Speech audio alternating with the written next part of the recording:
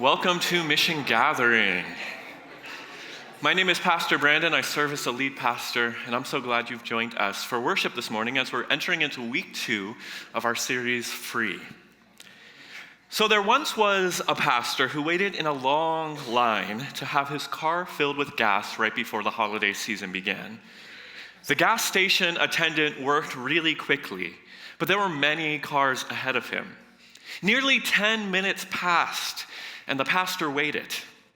Finally, when he got up, the attendant came to the vacant pump and said, "Pastor, I'm so sorry. This delay always happens. It seems people always wait to the last minute to get ready for their long trips." The pastor chuckled and said, "I know what you mean. People do the same in my business." That's a bad pastor joke. I normally don't do those, but the question of that story is, how do you spend your time? Do you actually consciously think about how you spend your time on a daily, weekly, or monthly basis? Or are you, like me, often finding yourself at the end of a day or week or month saying, "Where did all of that time go, and what in the world did I do with it?" Every year, millions of us around the world sit down and set intentions for the new year. We have resolutions for how we're going to live differently this year. And time is one of the unifying factors in most of our resolutions, isn't it? It's all about how are we going to better dedicate our time to getting healthy or more spiritually grounded or build into relationships. How we spend our time moment by moment is the best determining factor for if we're going to be successful and healthy and whole in any given period of our life. Because our lives are made of individual moments. And we either have the option to consciously utilize our time to do good, to build the life that we want, or to walk unconsciously, not being aware of how we're using our time. The pastor at the beginning of the sermon was getting at this idea of people using their time wisely. So often we hear at the end of our lives, people making statements like, "If I'd only done more blank. If I've only spent more time doing blank. If I only was more disciplined with blank, then maybe my life would have been more fulfilling." It's far easier for us to walk through life unconsciously, to walk through life not cherishing the moments that we have, than to make the choice to be fully present and to actually commit each moment of our time to doing something, to building a life that's worth living. Now, to be fair, in a world that's as dramatic and traumatic as ours, it's understandable that some of us need some time to kind of zone out and disconnect. You know what I mean? That psychological word of disassociation is something that I know I've spent a lot of time doing in these past 3 years in particular. And it's actually a word that's quite helpful. To disassociate means pulling away from the harshness of reality for a moment. To drift into a less intense, less focused version of the craziness in our world. See, disassociation, it's a survival technique. If you're around stress and you're around pain and turmoil, the only reasonable thing is to sometimes pull back, to kind of lose focus, to veg out and watch Netflix for a day or two. This is why I think our society's become the Netflix binging, Instagram scrolling, video gaming, podcast listening, Facebook posting, robot culture that we've become. We engage in these technological escapes just for that reason, to escape the craziness of our world. But the weird thing about it is what we think we're escaping is actually coming through our feeds most of the time, isn't it? These coping mechanisms are totally understandable. But we also know that something feels a little off when you spend most of your day scrolling through social media.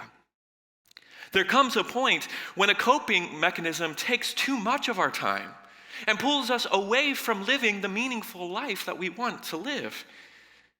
When we're not consciously present to the world around us, we miss out on some of the most important aspects of our lives, of what it means to be human. I want to suggest that when we fail to be present in the stillness of our lives, when we always are looking for distractions, we're actually missing out on being connected to God. As our culture has grown more and more addicted to distracting ourselves, as we've required higher and higher levels of stimulation from our movies and apps, we've pulled away from reality itself. And one of the byproducts is that our ability to perceive God's presence has been greatly diminished. We've also grown increasingly unhealthy physically, unmotivated relationally, and have allowed our dreams and desires to float away as we sit entranced in whatever coping mechanism you choose to help you get by. In short, we've become a people who waste our time and miss out on what life has to offer us. And this, I think, is one of the greatest shames of the modern era of human history. So as we enter into this new year and this new decade, this morning I want to encourage us to take some time to reflect about how we spend our time and the consequences of this behavior. The Apostle Paul writes about time management in his letter to the church at Ephesus in chapter 5. Ephesians 5:15 says this: "See that you walk carefully, not as fools, but as wise people, making the most of the time, because the days are evil. Therefore, do not be unwise, but understand what the will of the Lord is." In this passage, Paul is contrasting two kinds of people: those he calls wise and those he calls foolish. Wise people, Paul says, walk carefully, making the most of their time and understanding what the will of the Lord is. For a moment, reflect on which category you might fall into. If I'm honest, I've been pretty foolish with my time a good chunk of my life.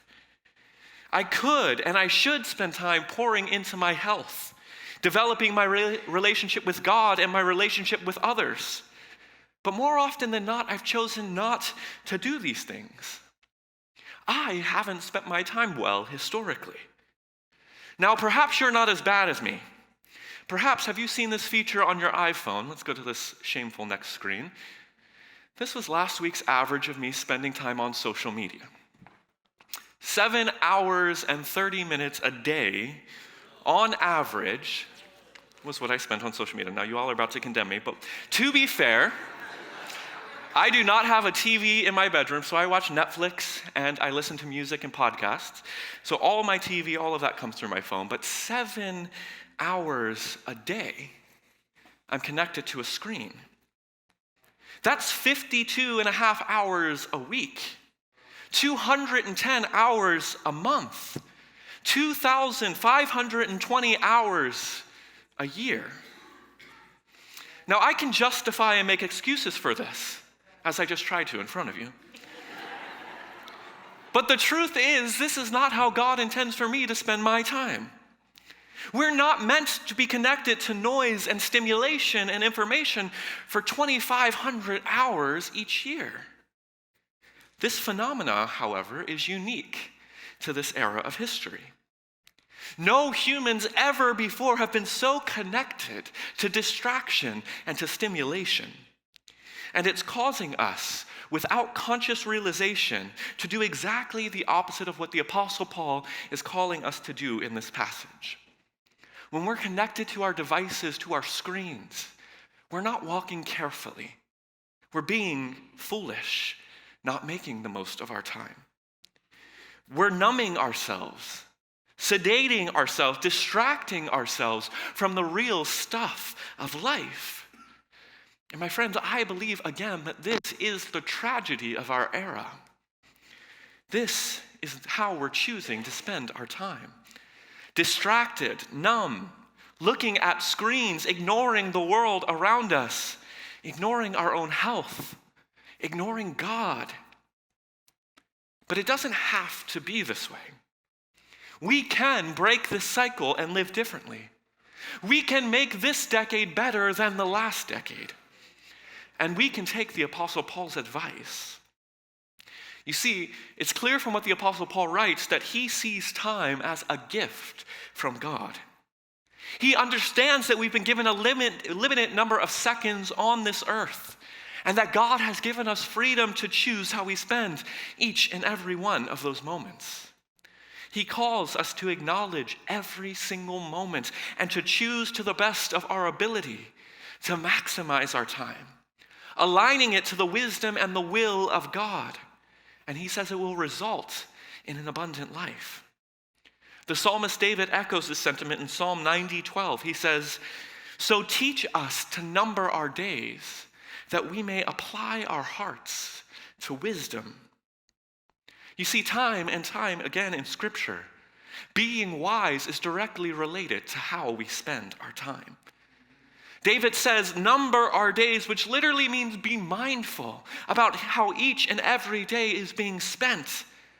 And if we are mindful, we can choose to apply our hearts to wisdom. We'll be able to make choices that are wise for how we spend our time and our energy. The first concrete step I want us to take from the scripture today that helps us manage our time is this. We need to develop a meaningful rhythm of life. David says, walk carefully, number our days. Both of these just mean pay attention. Develop a schedule, a routine. Now, most of us probably don't like schedules or routines very much, but I'm an Enneagram 3 if you follow Enneagram, and that means that I like to-do lists a whole lot. I like to have a schedule and a routine. Unless we are scheduling our time day after day, we're not going to prioritize what's most important in our lives, are we? 90% of how we spend our time is mindset. It's, are you being intentional to set aside what matters most? Are you scheduling time to build into your spouse? Are you scheduling time to spend time with God? Your schedule reflects your values, church. And unless we begin to schedule what is most important, we'll never be able to actually accomplish it. No, you'll find yourself like me watching the Messiah series on Netflix. I watched all 5 episodes in 5 hours. The second point from the scripture that I want us to take is this: to put presence first. What do I mean by this? Paul concludes his scripture saying, understand what the will of God is. He says that part of valuing our time and being wise is aligning our values and time to the values of God, the will or the desire of God.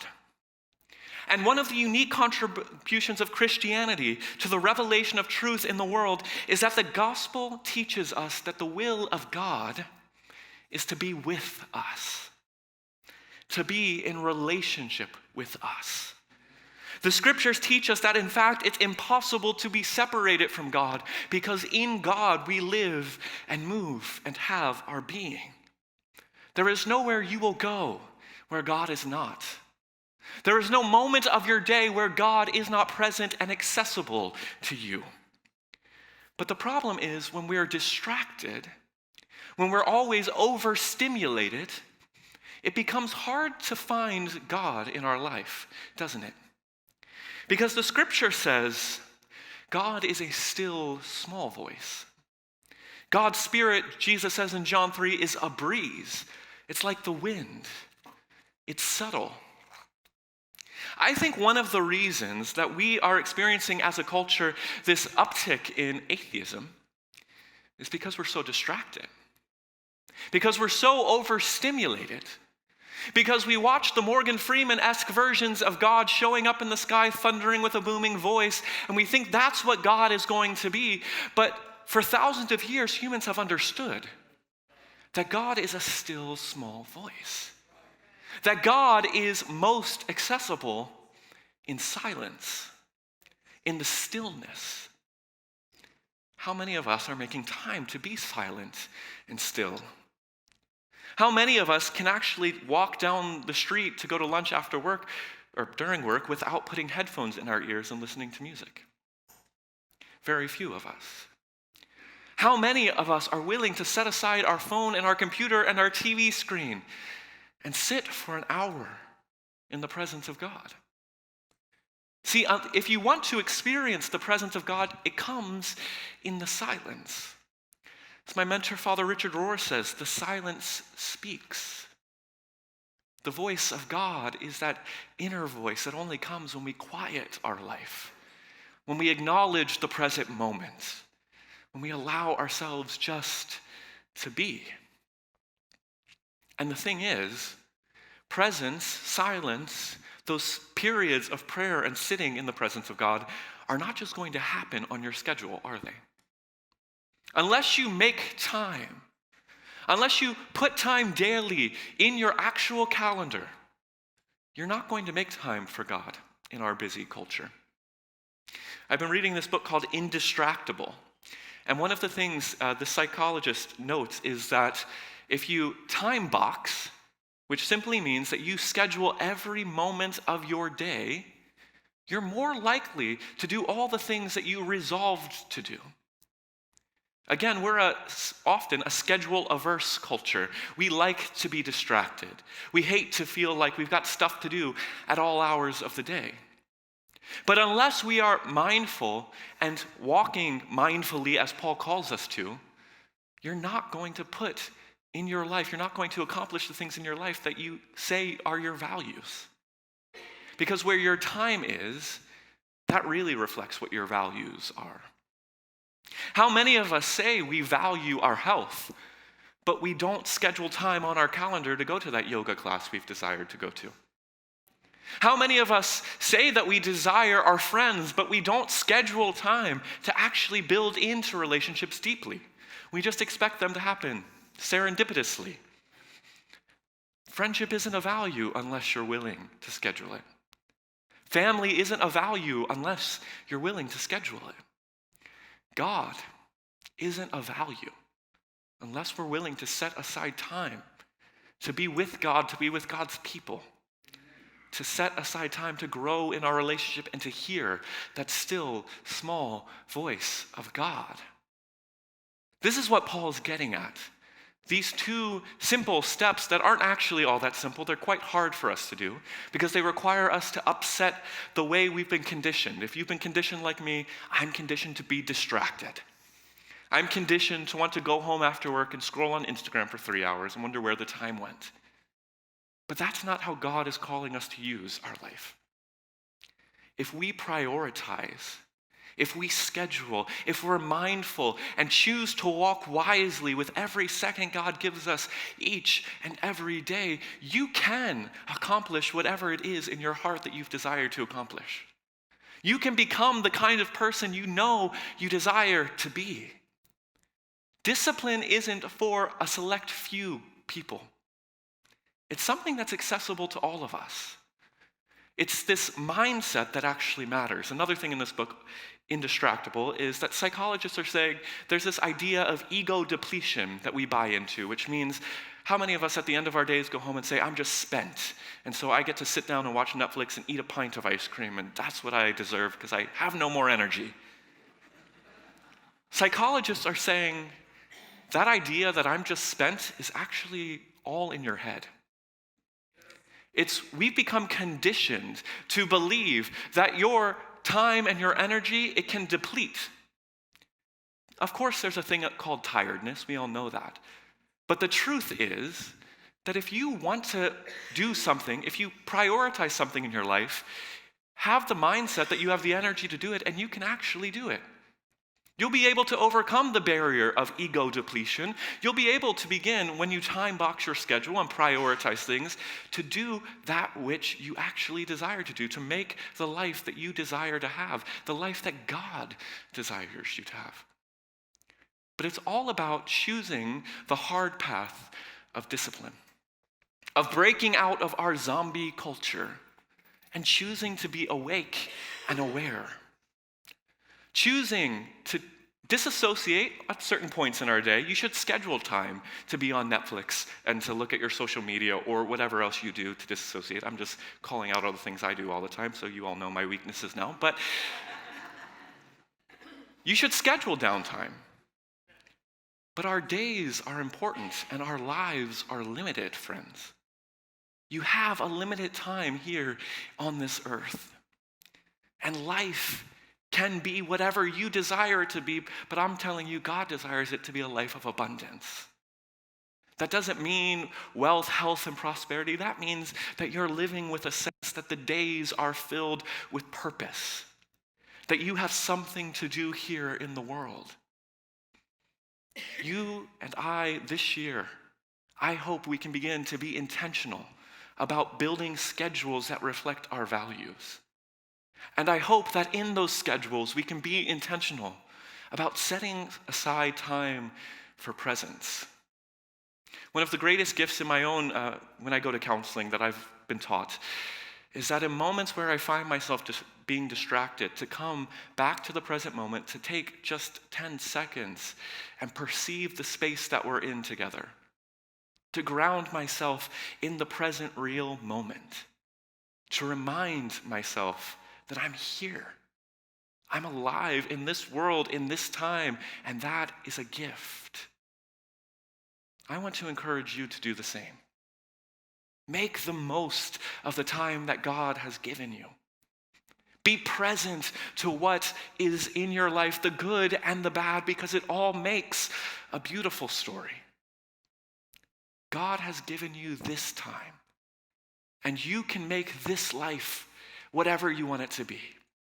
You can choose to be wise, or we can continue in the path that our culture has conditioned us, which is the path God calls foolishness. Let's be wise this year. Let's make the most of our time. Let's become a community of individuals who are intentional about being connected to God and being the kind of people that we desire to be. And when we do that, I believe we'll become a community that's more focused on justice, a community that's more focused on health and wholeness, because these things will have priority in our lives. We'll place them on our schedule. We'll realize that each day is a gift and that there's a limited quantity of time for each of us. It's going to take discipline. It's going to take practice. It's going to take being present and resisting the urge to disassociate and distract. But I promise you, from all the people that talk about this and all the people that I look up to in my life, the people who prioritize presence and prioritize their time and their values, they do step into that abundant life Jesus talked about. They do live with meaning and purpose that is available for you and for me. So again, as we enter into this new decade together, let's intentionally create rhythm and routine that reflects our values. And let's be in the presence of God, awakening to the gift of being alive and the truth that you are held by the presence of God at every moment of every day, if only you shift your consciousness to be aware of it. So as we end this message today, I want to give us all the gift of presence. We've done this a number of times here, but I'm going to ask us to take 3 minutes. If you have your phone in your pocket, I recommend taking it out and putting it to your side. Get the distraction away from you just in case it vibrates. Sit in a comfortable posture. And there's no magic to what we're about to do. Simply listen, be present in the stillness, and maybe, just maybe, that voice of God will emerge. So I'm going to invite you to take a deep breath in with me.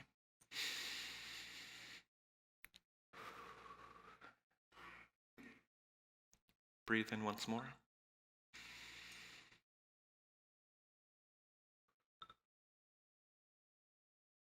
Now let's take these 3 minutes together.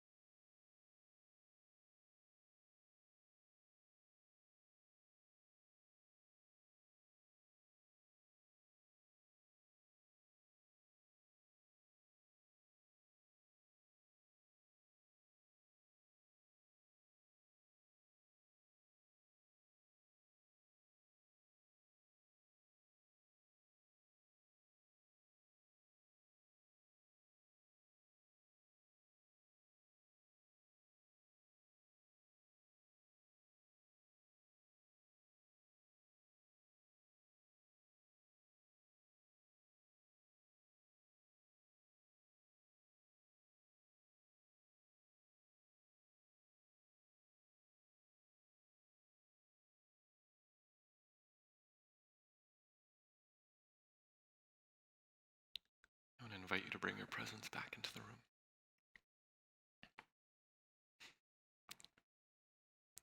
That practice can be one of the hardest ones for us to do in this kind of culture. But I would encourage you, throughout this week, the challenge, set aside 3 minutes once a day to disconnect and to simply be. And open yourself up. Begin with a prayer asking God to show God's self to you in those moments.